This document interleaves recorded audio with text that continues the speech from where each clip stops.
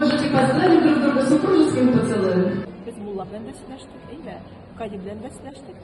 Вот любой ребенок, который попадает в семью, он не является родным сыном и вообще не является родственником никаким. Он является только воспитанником.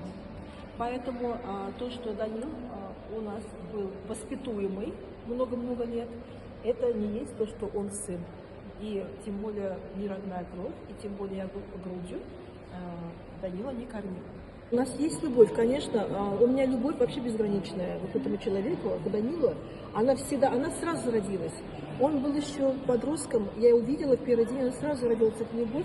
И я поняла, я стала привыкать к нему, он стал привыкать. Мы стали очень много творить, у нас дуэт родился, мы стали вместе музицировать.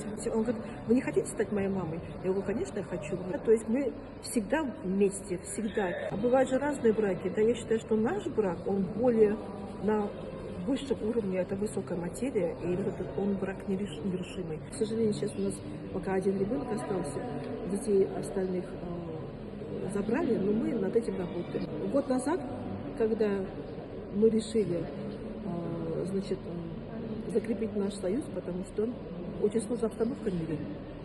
Вот, очень сложно. Когда вместе всегда легче, нежели по отдельности.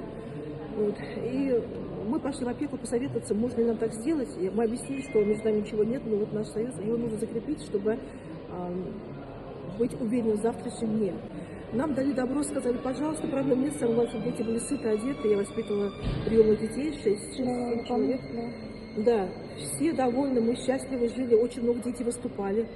И опека просто задний ход дала, детей отняли спустя уже 3-4 месяца. В прошлом году я похоронила 7 человек у меня, и мама, и отчим, и дяди, и тети, и братья, и сестры.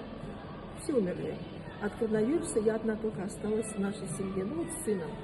И тем более в этот момент нужна была мне поддержка. Данил жил в Сочи, я тогда работал, и он прилетел на похороны и сказал: я буду теперь с вами, я никуда не уйду.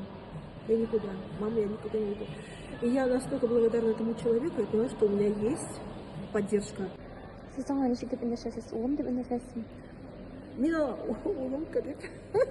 Мне кажется, возраст — всего лишь цифры. Главное быть в душе молодым, а она всегда молодая в душе. Я вообще не чувствую никакой разницы. Мы на одной волне. Всегда